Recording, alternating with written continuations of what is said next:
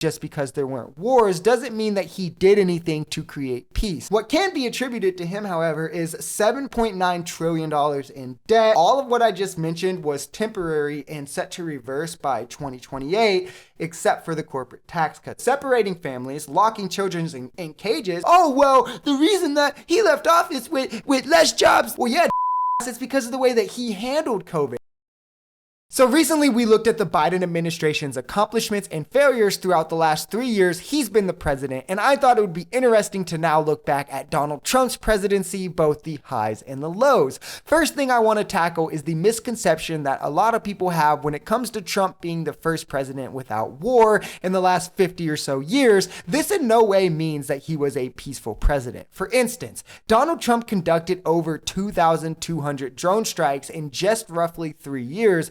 Obama conducted only 1,878 in 8 years as president. You just don't hear about these because Donald Trump reversed the rule that required him to report these strikes and these civilian deaths. He preemptively launched an attack on an Iranian general, which caused Iran to directly retaliate and bomb 2 U.S. bases where soldiers were stationed, bombed a Syria airbase, and killing just as many civilians as soldiers in doing so, including 4 or 5 children. He put more boots on the ground in Afghanistan, 4,000 more, long before he ever pulled some out, leaving 2,500 still in Afghanistan, even though promising to end the forever war and completely pull us out of the region. So it's clear he was hardly a peaceful president, as he likes to claim. Just because there weren't wars doesn't mean that he did anything to create peace. Those are far stretches from each other. Instead, he actually stood to create vacuums of power in multiple countries and only kicked the can down the road for others to deal with. Zooming in on his foreign dealings, though, outside of just the scope of drone attacks, he also pulled us out of the Trans-Pacific Partnership, something that was not only overwhelmingly reported to benefit our economy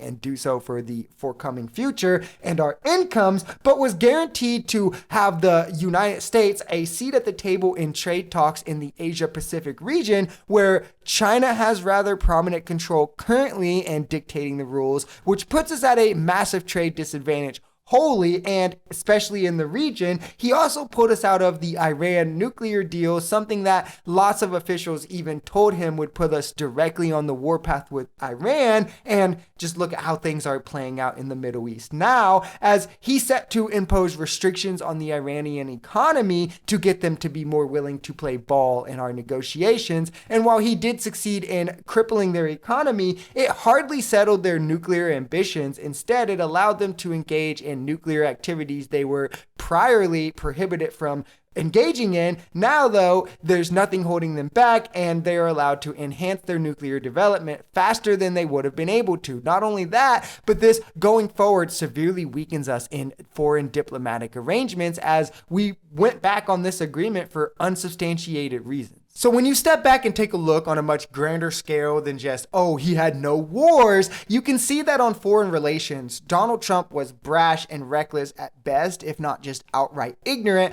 often going against his advisors and showing no hesitation in breaking prior diplomatic agreements, while also not having any strong policy to put forth in their place. If we jump from foreign agreements and relations to economy, the next usual talking point for Donald Trump and his supporters, we see that prior to COVID, Donald Trump created 6.6 million jobs in 36 months.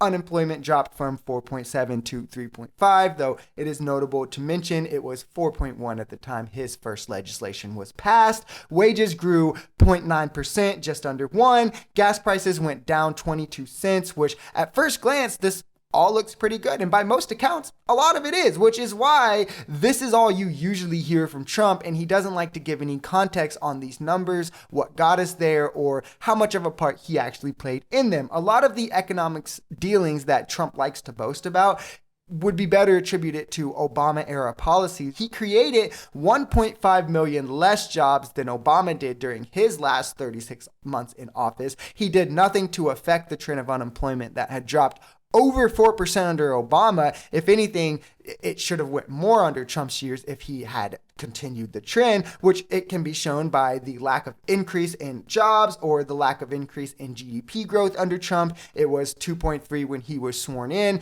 and it was 2.2 prior to the pandemic, a negative rate of 0.1 for those who are not math efficient. He managed all of this while adding $7.9 trillion to our debt. Middle class incomes, however, did rise under Donald Trump, as well as stock market activity. Middle class incomes growing up around $6,000 to $7,000. So overall, he didn't do terrible. By no accounts did he ruin our economy prior to COVID, that is, because, his handling of COVID is another thing, but hardly any of the numbers he likes to boast can be attributed to him. If anything, he did negatively affect the trends that he did affect to. What can be attributed to him, however, is $7.9 trillion in debt, lack of job growth increase from the prior administration, and a decline in GDP growth. The one big legislation that Trump did pass was the Trump Tax Cuts and Jobs Act, and first, we'll cover the good on the bill. It raised deductions for single and married couples by almost double the amount. It raised the child tax credit by double the amount and also allowed for an additional credit for additional dependents of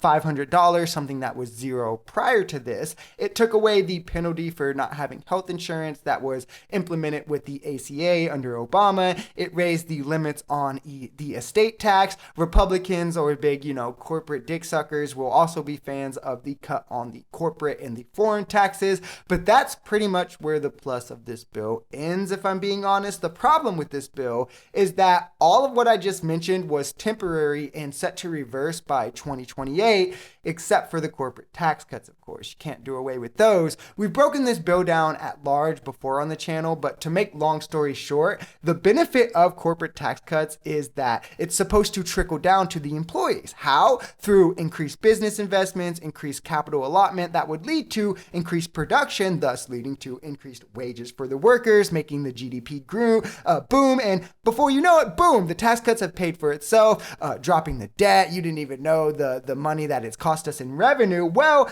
we saw this bill massively cut our revenue, as people predicted, as even Donald Trump said it would, but did not pay for itself because instead this massively ballooned our debt, all while business investments dropped by all facets, GDP growth dropped, and surprise, the bill cost middle-class Americans instead of benefiting anyone.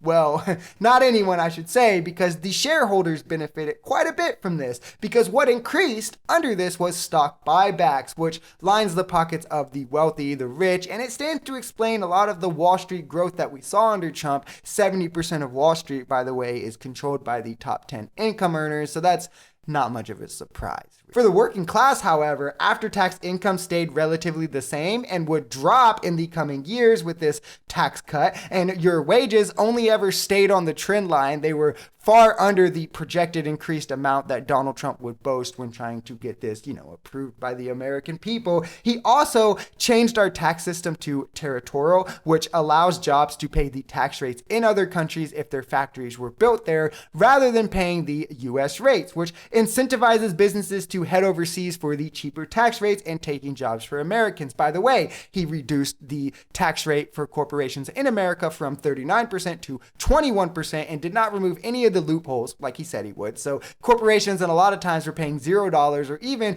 getting refunds back in America. But if that was not good enough for them, they could jump ship and were incentivized to do so, because also the foreign tax interest rate was 0%. So in no way were they being penalized for doing so. Could just go to a country that has an effectively lower tax rate and be getting a larger refund back, or be paying even less if they were paying some here. So why not do that and save themselves money? One of the biggest things that he ran on in his campaign was immigration. However, on immigration, he failed to build the wall that was practically the basis of his entire campaign, managing to only build 52 miles of new wall. Great job there. And replacing around 400 miles of existing border fences, while he succeeded in reducing legal immigration, mostly through ways that are supremely inhumanitarian. Illegal immigration actually rose under Donald Trump and was still a massive problem. However, the ways that he did reduce that legal immigration number that you saw go down was separating families, locking children in cages, which made most immigrants not even want to try to come here in the first place for fear of this happening to them, trying to deport hundreds of thousands of dreamers and DACA children.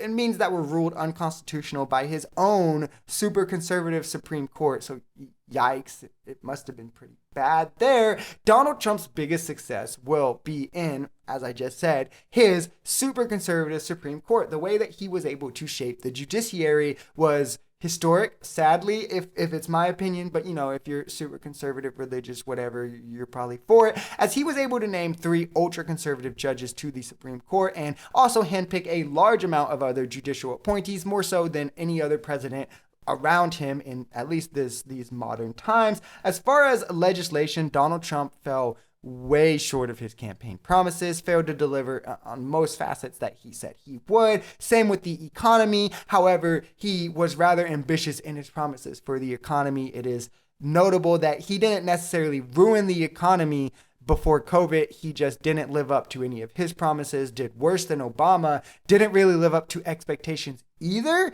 and then also completely shit the bed when it came to COVID. That's something that's not excusable, and a lot of people try to be like, oh, well, the reason that he left office with less jobs than he started and is the first president since Herbert Hoover is because of COVID. Well, yeah, dumbass, it's because of the way that he handled COVID. Like, our GDP decline was also worse than other countries. Our inflation was also worse than other countries, like comparatively to now under Biden, where the rate of our inflation is better than other countries in how we're dealing with the pandemic. It can go to show how directly the way that Trump was handling the COVID pandemic was wrong and negatively affected Americans. But a lot of people try to use COVID as an excuse rather than something that he also did very, very wrong and hurt us very, very bad. He hit the mark on legal immigration, as I said, which I guess with him being a massive xenophobe and his supporters also generally being massive xenophobes, it makes sense. He, however, did drop the ball on illegal immigration and was very inhumanitarian in the way that he dealt with the border. Most of his successes seems to be numbers that he likes to tout without providing any context, generally because doing so weakens the argument that he's trying to make or takes away from the strength of the belief that he was the one that caused any of those numbers. If you enjoyed this video, we're Social Society. We're a commentary channel influenced by politics, society, and the economy. We're pretty left-leaning on this channel, but we are open to our right-wingers as well. The biggest thing here is having conversations that get everyone to the bottom of the truth. If that sounds like something that could interest you, consider smashing that subscribe button. Why haven't you already? Leave us a like on this video or even comment on it, because the only way we become a society is together.